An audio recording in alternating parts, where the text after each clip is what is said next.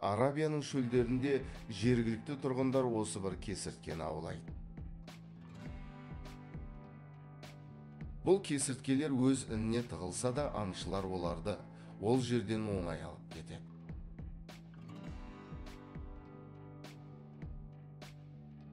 Сол кезекте қара шаян ыстықтан өзіне салқындау жер іздейді және дәл осы кесірткеге қонақ болуға қарсы емес. Енді бұл екеуі ортақ келісімге келеді. Кесіртке оны ол жерден қуып шықпай, салқын жермен бөліседі. Ал шаян оны адамдардан қорғайды. Шаянның о адамды өлтірмесе де бірнеше күн бойы ауыратын болады. Дәл осындай бірігудің арқасында екеуі аман қалып өмір сүрулерін жалғастырады. Калахари шөлінде жануарлардың өзара байланысы өзгешелеу келеді.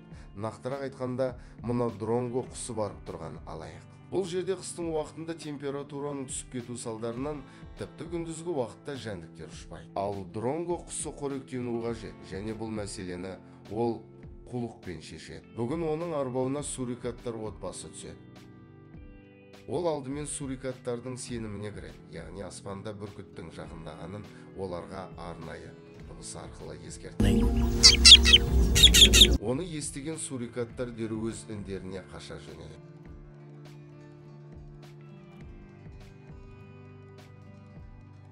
Енді өз қулығын жүзеге асыратын уақытта жетті. Бүркіт кеткен соң сурикаттар сыртқа қайта шығып, жерден жәндіктерді іздеуді жалғастырады. Қандайда бір сурикат жерден жәндік тапқанын байқаса, құс бірден дыбыс арқылы жалған белгі береді. Оны естіген бейшара сурикаттар аузындағы жәндіктерді тастап, індеріне қаша жөнеледі. Және дронго сол сәтті пайдаланып, тегін түскі асқа қол жеткізеді. Алаяққа алданған сурикаттар екінші бұл құсқа сенбейді. Әдісі бұдан былай жүзеге аспайды. Шаянда рахаттанып жеп жатқан сурикатты көрген құс жаңа айла табуға көшеді. Кенеттен оларға күзетші сурикаттан қауіп төніп тұр деген дауыс естіледі. Ал күзетшілер ешқашан жалған хабар жеткізбейді. Оны естіген сурикаттар қайта індеріне қарай қаша жөнеледі. Ал расында ол күзетші емес, әлгі дронго құсы олардың қалай дыбыс шығаратынын үйреніп алып, оларды тағы өз арбауына түсірді. Енді шаянда бұл алаяқ құстың түскасына айналды.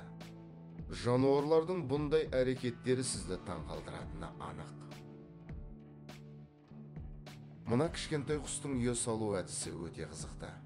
Ұрғашы құстар ағаштың үлкен жапырақтарын таңдайды. Содан кейін жіңішке, өткір тұмсығы арқылы жапырақтың жиектерінің бойымен тесіктер жасайды. Ал енді бұл құс адам сияқты дүгімен айналса, тек иненің орнына оның тұмсығы, ал жіптің орнына шөп немесе өрмекшінің өрмегін пайдаланады. Ұяны толық тігіп болғаннан кейін ұрғашы құс оны жұмсақ мамықпен толтырады. Міне енді құстың ұясы өз тұрғындарын қабылдауға дайын. Мына қызық көрініске қараңыздар. Өрмекшінің назарын бірі өзіне аударғысы келеді. Бұл тағы не қылған нәрсе екен?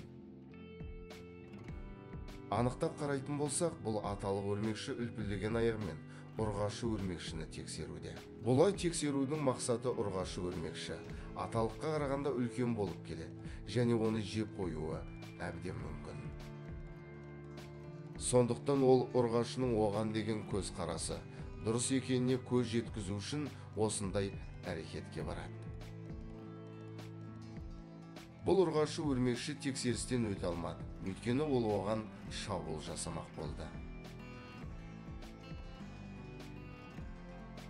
Енді бұл сәлемін басқа ұрғашыға жолдап көрмеді.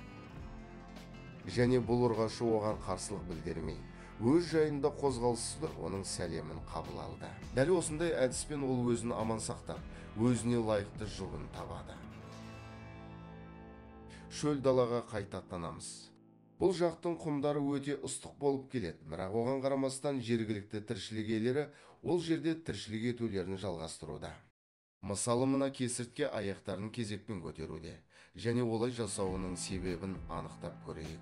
Бұл жақта құмның температурасы 70 градусқа дейін жетуі мүмкін, ал 1 сантиметр биіктікте температура төмендеу болады. Сондықтан бұл кесіртке аяқтарын кезекпен жоғары көтеру арқылы оларды салқындатады. Кейде ол 4 аяғын бірдей көтереді. Мұндай ыстық жерде ол қалай қозғалады десеңіз, оның жауабы мынандай: ол 1 секундта 3 метр жерді басып өтеді. Ал егер ыстық шыдамсыз болса, онда ол құмның астына кіріп кетеді. Ол жақта температура айтарлықтай төмен болады. Американдық сонарын шөлі өмір сүру үшін оңай жер емес. Бүкіл аумақ толығымен кактустармен жамылған. Бірақ осы кактустарды өз пайдасына қолдана алған жануарлар да бар. Бұл жақта жыртқыштар көп кездеседі және өмір сүру өте қиын. Сондықтан кеміргіш құрғап қалған тікенектерді өз ініне қарай тасиды. Бұнымен олар өзін сыртқы жаулардан қорғайды. Кеміргіштер кактусты қорғанудан бөлек азық ретінде де қолданады. Видео қызықты әрі пайдалы болса, арнама жазылып, лайк басып, пікір қалдыруды ұмытпа. Келесі кездескенше сау болыңыздар.